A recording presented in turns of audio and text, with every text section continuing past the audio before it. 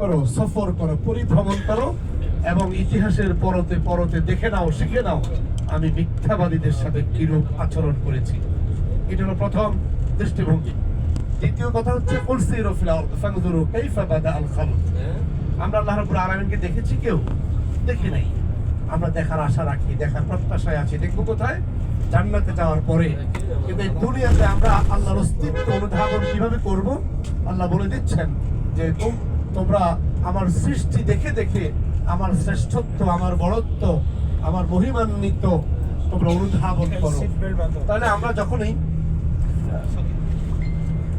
যখনই কোনো সফর করবো, আমাদের সফরের উদ্দেশ্য দুইটা হবে।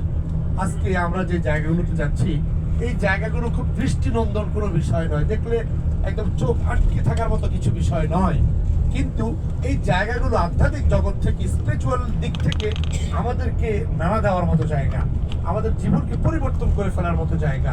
কারণ আজকে যে জায়গাগুলোতে যাচ্ছি, এই জায়গাগুলোর প্রতিটি জায়গার সাথে সম্পর্ক কার?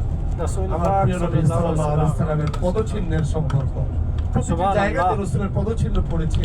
এই জায়গাগুলো এই জন্যই আমাদের কাছে অতি গুরুত্বপূর্ণ হয়েছে। সম্মানিত সাহেবগণ, আমার কিছু কথা আমি প্রথম পর্বের কথাগুলো আমি পরে বলবো, কিন্তু ইতিমধ্যেই আমরা কাছাকাছি চলে আসছি। আমরা সর্বপ্রথম যাবো হচ্ছে জাবালে সৌর। জাবালে সৌর মানে হচ্ছে, সৌর হচ্ছে পাহাড়ের নাম, আর জাবাল শব্দের বাংলা হচ্ছে পাহাড়। জাবালে সৌর। রাসূল সাল্লাল্লাহু আলাইহি ওয়াসাল্লাম যখন মক্কা থেকে মদিনায় হিজরতের উদ্দেশ্যে বের হয়েছেন, হিজরতের প্রেক্ষাপট আমি একটু পরে বলবো। হিজরতের জন্য বের হয়েছেন। মক্কা থেকে উত্তর দিক হচ্ছে মদিনার সাধারণ রাস্তা, যেখান দিয়ে মানুষ মক্কার উদ্দেশ্যে, মদিনার উদ্দেশ্যে বের হয়। কিন্তু রাসূল সাল্লাল্লাহু আলাইহি ওয়াসাল্লাম কৌশলগত কারণে মক্কা থেকে দক্ষিণ দিক থেকে বের হয়েছেন। বের হয়ে তিনি বুঝতে পেরেছেন মক্কার মুশরিকরা ওনার পিছু নিয়েছে। তখন তিনি কৌশলগত কারণে সামনের যে পাহাড়টি রয়েছে, এই পাহাড়ে তিনি আরোহণ করেছেন, একদম চূড়ায়। আমরা ওখানে দাঁড়িয়ে আপনাদেরকে দেখাবো ইনশাআল্লাহ। রাসূল সাল্লাল্লাহু আলাইহি ওয়াসাল্লাম কত বছর জিন্দেগি বেঁচে ছিলেন? 63 বছর।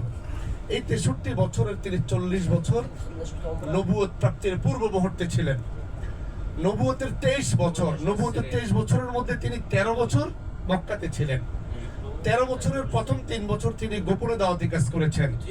এই 3 বছরে রাসূল সাল্লাল্লাহু আলাইহি ওয়াসাল্লামকে বড় ধরনের কোনো সংকটের মুখোমুখি হতে হয়নি। যখনই তিনি প্রকাশ্যে আসলেন, তখনই তিনাকে বিভিন্ন সংকট মোকাবেলা করতে হয়েছে। আর সংকটের চিত্র মোটামুটি 3 ধরনের, সেটা সেদিন থেকে শুরু করে আজ পর্যন্ত। প্রথম আপনাকে লোভ দেখাবে, পরে কিঞ্চিত মাইর এবং ভয় দেখাবে, চূড়ান্ত পর্যায়ে আপনাকে মেরে ফেলবে। এটাই কিন্তু যুগে যুগে হয়ে আসছে।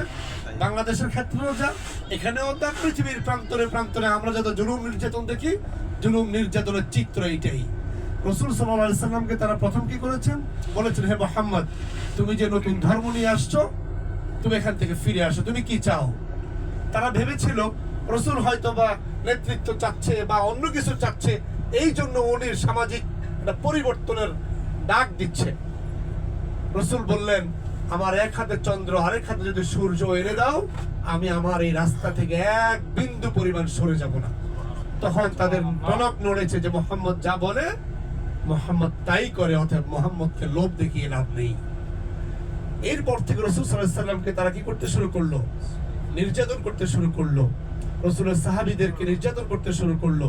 সেই নির্যাতনের ইতিহাস আমাদের জানা আছে, কিংবা আমরা ইতিহাসের পাতা থেকে সেগুলো পড়ে নিয়ে বসে। বিলালের ইতিহাস, খুবাইবের ইতিহাস, ইয়াসারের ইতিহাস, সুমাইয়ার ইতিহাস, নির্যাতনের এই অবর্ণনীয় ইতিহাস ইতিহাসের পাতায় পাতায় এগুলো রচিত রয়েছে।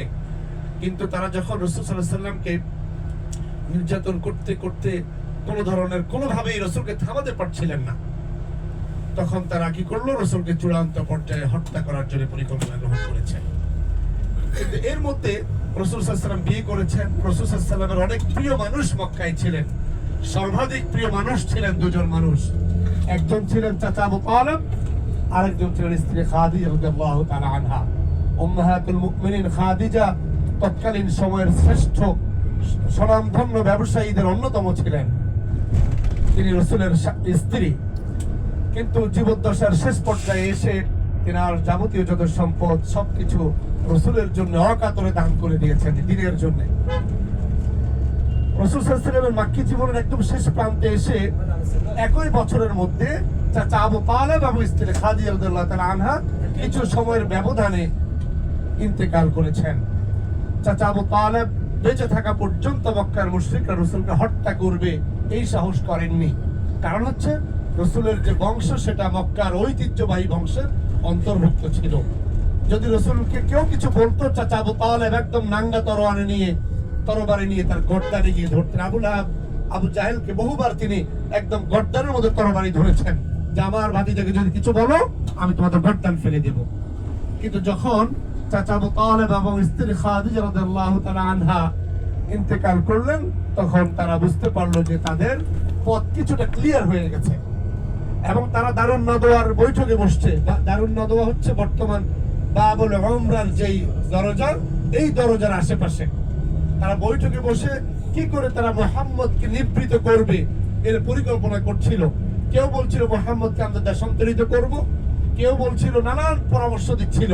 কিন্তু চূড়ান্ত পর্যায়ে তাদের সিদ্ধান্ত হলো যদি মুহাম্মদকে আমরা বাঁচিয়ে রাখি তাহলে আমাদের দুশ্চিন্তার অন্ত থাকবে না। অতএব মুহাম্মদকে আমাদেরকে মেরে ফেলাই হচ্ছে সর্বোত্তম উপায়। ঠিক ওই রাতেই রাসূল সাল্লাল্লাহু আলাইহি ওয়াসাল্লাম আল্লাহ রাব্বুল আলামিন হিজরতের নির্দেশনা দিলেন। হিজরতের পূর্বে রাসূল সাল্লাল্লাহু আলাইহি ওয়াসাল্লামের মেরাজের ঘটনা সংঘটিত হয়েছে। মেরাজের ঘটনা সংঘটিত হয়েছে কখন? যখন স্ত্রী খাদিজা এবং চাচা আবু তালেব ইন্তেকাল করলেন, রাসূল সাল্লাল্লাহু আলাইহি ওয়াসাল্লাম অনেকটা শোকাহত হয়ে পড়লেন।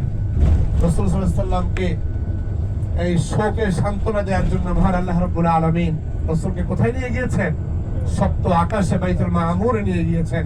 আল্লাহ রাব্বুল আলামিন বলছেন সুবহানাল্লাযী আসরা বিআবদিহি লাইলাম মিনাল মাসজিদিল হারাম ইলাল মাসজিদিল আকসা।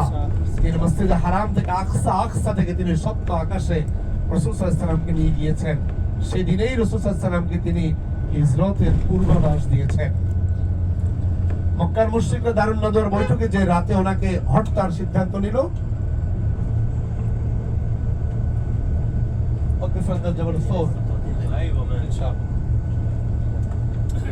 যে রাতে রাসূল সাল্লাল্লাহু আলাইহি ওয়াসাল্লামকে হত্যার সিদ্ধান্ত নিয়েছে, সেই রাতে আল্লাহ রাব্বুল আলামিন বলছেন মুহাম্মদ তুমি তৈরি হও, তোমাকে আজকেই মক্কা ত্যাগ করতে হবে।